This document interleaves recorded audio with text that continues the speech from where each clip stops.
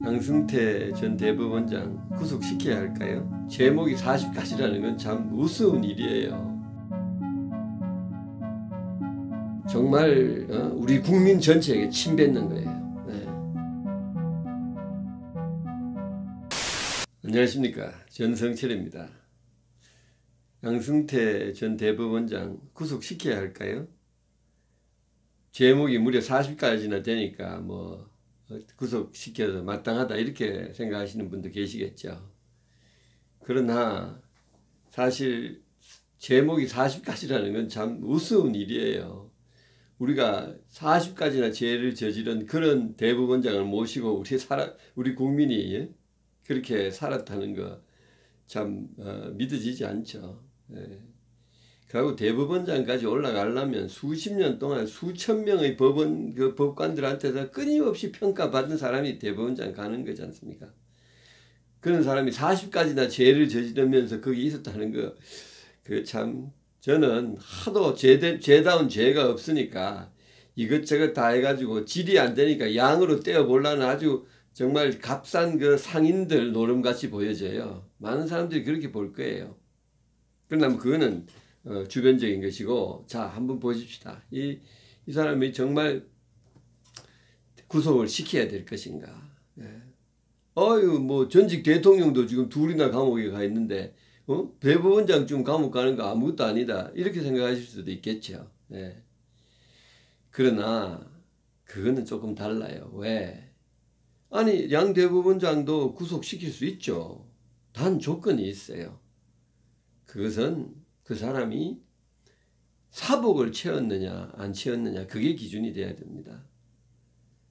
박근혜 대통령은 사복을 채웠잖아요. 최순실과 경제 공동체가 됐다고 우리가 판단했기 때문에.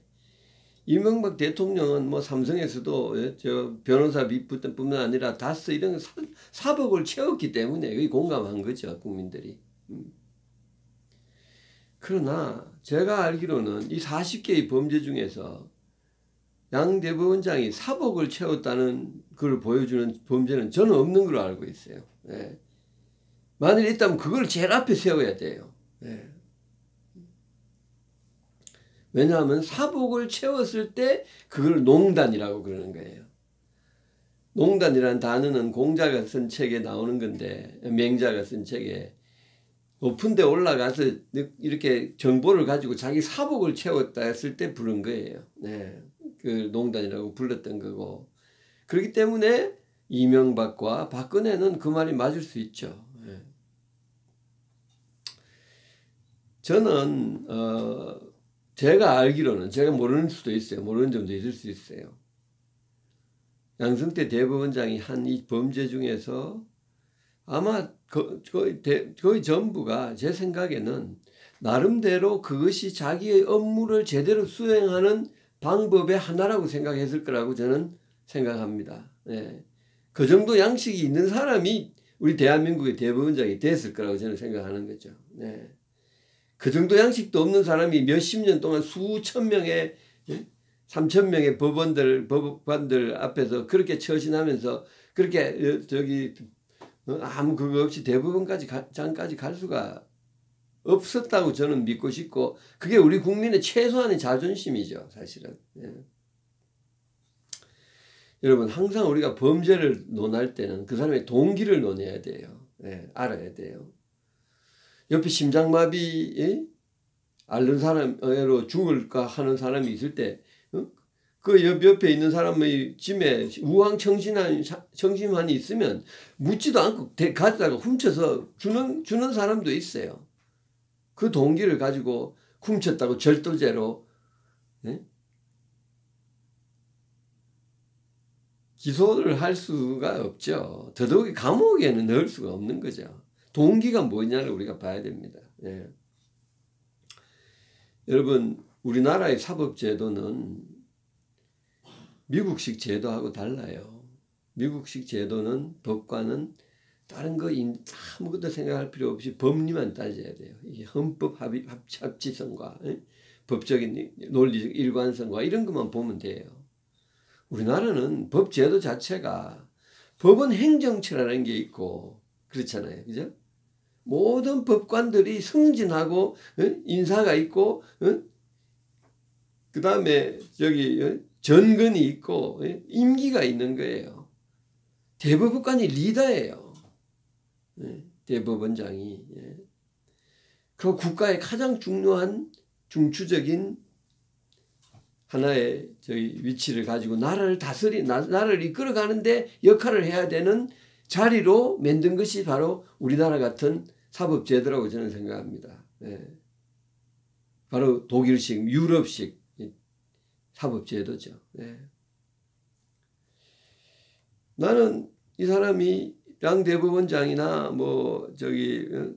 그 다른 대법관들이 사욕을 채우기 위해서 이런 짓을 했다고는 물론 아까도 말씀드렸지만 생각하지 않아요. 이 사람들이 이 세상에서 누릴 것 다 누렸고 승진할 것도 없고 아무 부러울 것이 없는 사람들이 왜 사욕을 챙기기 위해서 그런 짓을 했겠어요. 대법관이라는 대법원장이라는 자리가 주는 그 입장에서 자기의 책임이 무엇인가를 아마 생각하고 나름대로 그렇게 했을 거라고 저는 믿어요. 자, 보십시다. 자, 강제징용자 피해에 대한 이 재판을 보십시다. 그 재판의 결과로 지금 한일 관계가 엉망진창이 되고 있잖아요. 그죠? 이게 과연 어떤 결과를 낳을지 몰라요. 실제로 일본이 한국 사람들한테 비자 주지 마라 할 수도 있어요. 경제협력 관계도 엉망이 될 수도 있어요. 그런 대가를 치울 만한 것인가 하는 데 대해서는 사람마다 생각이 다를 수가 있는 거예요. 그럴 때 이걸 신중하게 하고 더 시간을 가면서 상황을 보자고 판단을 할 수도 있고 그런 판단이 대법원장의 책임의 업무 범위에 들어갈 수 있느냐 하는 것은 물론 판단의 문제죠. 그죠? 그걸 업무에 들어갈 수 있다고 판단할 수도 있고 아닐 수도 있다고 판단할 수 있지만 있다고 판단할 수도 나는 있다고 생각합니다. 제 개인적으로 그게 옳았다 안 했다고는 여기는 관계가 없는 것이고 자기의 대법원장으로서의 책임을 생각할 때 느끼는 어떤 그런 판단의 기준을 이 사람은 따랐을 거라고 생각하는 거죠. 국가의 이익이라는 거. 국가의 이익이라는 거. 바로 지금 그 현상이 지금 나오고 있는데 그걸 생각해서 이걸 될 수 있으면 연기해서 상황이 돌아가는 거, 한일 관계가 되어가는 거 이런 걸 다 보고서 내가 판단을 내리는 것이 우리 법원이 판단을 내리는 것이 또 옳겠다 해서 법원을 연기하고 이거를 전원 합의체로 옮기고 하는 이런 거는 대법원장이 재량의 범위 안에 들어간다면 저는 들어가는 걸로 알고 있습니다만 그런 재량을 행사할 수 있는 거죠. 그죠?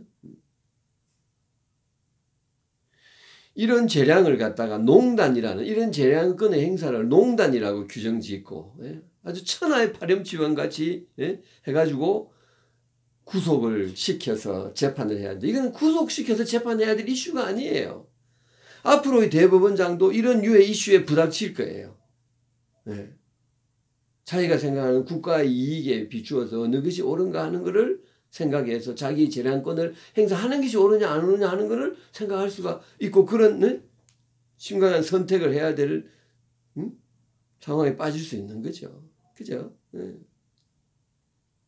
그러면 그런 이슈는 정말로 이분에게 좋은 계획입니다.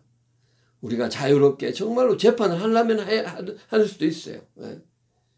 그러나 이거는 자유로운 상태에서 우리가 정말로 토론하고 진지하게 우리 대법원이라는 데가 국가의 이익에 있어서 국가의 이익을 도모하는 데 있어서 어떤 역할을 해야 하고 안 해야 하고 하는 데 있어서는 어떤 범위가 있는지를 우리가 정말 재판의 과정을 통해서 규명해야 되는 거예요.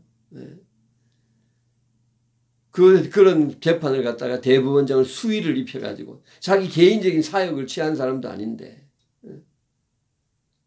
쫙 주술 개인을 얻고 전두환 노태우 같은 사람이 재판받는 거하고는 다른잖아요. 그죠? 이런 그런 거 하는 거는 우리는 야만인입니다. 그거는. 우리 온 국민의 자존심을 우리 법원이라는 거는 우리 국민의 최후의 양심의 보루인데 거기에 수장을 저는 독선에 빠져서는 안 된다고 생각합니다. 어느 정권이나 특히 공권력을 행사하는 사람은. 내가 잘났다고 생각하면 안 된다고 생각해요. 예. 저는 겸손한 자세로 이거 국가의 100년 대계를 생각하는 자세로 이 문제를 보고 판단해야 되는 것이라 생각합니다.